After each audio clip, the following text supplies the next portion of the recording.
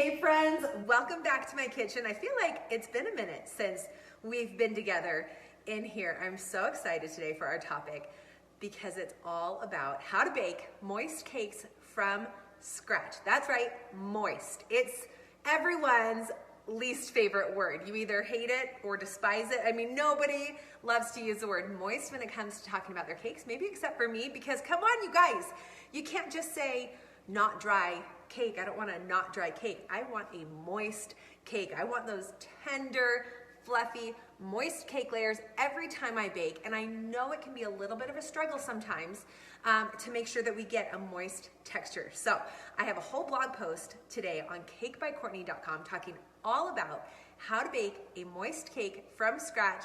And on IGTV today, I thought I'd give you kind of the bullet points, the highlights. Hopefully you learned something you maybe didn't know before. All right, first on the list, you guys, you've got to use real butter. I know most of you probably already are, but sometimes we grab margarine. It often says great for baking. No. Put the margarine down, grab the real butter, and use that for your cakes. Margarine, little fact, has a little bit more water content to it than actual butter. It just messes up the texture, so use that real butter. Another reason you're getting dry cakes is that you maybe are not measuring your flour correctly. So we talk about this in some of my blog posts, but let's go over it just one more time. You can use a scale. That's very accurate measurements. I know a lot of you love to use a scale and just weigh out your ingredients, and we are close to almost finishing all my recipes on cakebycourtney.com, adding the metric grams and just making that hopefully a little bit easier for you, those of you who like to use a scale. Or if you like using measuring cups, which I mean, that's what I grew up on, is measuring cups, and I still use them. What you're gonna wanna do is make sure that you are not packing in too much flour into your measuring cup. So you have a measuring cup in one hand, we've got our big container of flour over here. I'm just gonna fluff up my flour a little bit in the container, and then I'm going to spoon it into my measuring cup lightly, level it off with a knife, no shaking, no packing and shaking, okay? So spoon it in lightly, level it off with a knife lightly, and then you can put it into your mixing bowl. But measuring it that way is almost identical to measuring it with a scale. So if you're like doing the whole scooping and shaking thing, I did a test one time, and by the time you've done like 3 cups of flour, you scoop and you shake, you actually have an extra 4th cup of flour, which you guys completely changes the texture of your cake. It's gonna be a little bit more dry and likely a little bit more dense. All right, reason number 3 that your cake might be turning out a little bit dry is that it's a cake that uses all egg whites. So without the yolk in those recipes, we're losing some of the fat in that recipe, which means we don't have that fat to help create moisture. So what I suggest doing on any recipe that just has all egg whites, if you are struggling with that, if that's always turning out dry for you, add some sour cream. Just full fat sour cream. Give yourself like a 1/2 cup in that recipe. Whatever recipe it is, I'm pretty sure 1/2 cup of sour cream will cure all dry problems for you. White cakes and anything with just all egg whites, they're a little bit more finicky. You have to be really careful with the bake time, and we'll talk about that in just a minute. But if you just want to troubleshoot it right away, hopefully that you don't have any problems with the bake time, add some sour cream. That extra fat is going to create some awesome moisture in your cake.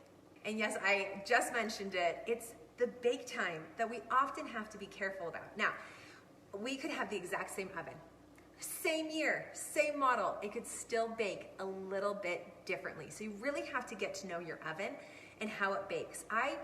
Even towards the very end of baking a cake that I've done dozens of times, I'm still by my oven window just watching it, all right? I'm making sure that it's not glossy on top anymore, it doesn't jiggle, and when I insert a toothpick in the center of the cake, it comes out with a few moist crumbs. That part is key because it still bakes when it's in the pan cooling on the rack for about 5 minutes. So if your toothpick is coming out totally clean, well, it's maybe perfect right then, but as it cools and it cooks a little bit more, that's when it's becoming a little bit overdone.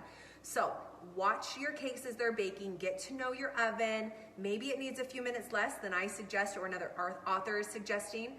The other thing, your pans make a huge difference. Use light pans. I always, you guys know, recommend Fat Daddy-O pans because they just bake so evenly and beautifully. Start on the right foot, get the right pans, really get to know your oven, and then just watch it. Now, if you do overbake it, you can always save it. You can add a simple syrup to it. And that's just something like a little bit of sugar and water over the stove. You could use milk and vanilla. So there's ways to save it. I prefer not to. I feel like if you can just master your oven and how to bake a cake, you won't ever have to even worry. And if you feel like they're just cooking a little bit faster, let's change the bake temperature and the bake time. So if your cakes are always kind of browning around the sides really quickly, if they are coming out dry a lot, another thing that you could try is reducing your temperature to 325 and then baking it for a little bit longer. All right, just a couple more for you. The next one, don't overmix your cake batter. So when you're putting your dry and your wet ingredients into your mixing bowl, low speed, just until things are incorporated. Do not go high speed. Don't mix it for several minutes. We are just looking for those dry ingredients to incorporate into the wet ingredients. Stop, scrape down the sides of the bowl, the bottom, mix again for another like 20 to 30 seconds, and that should be it.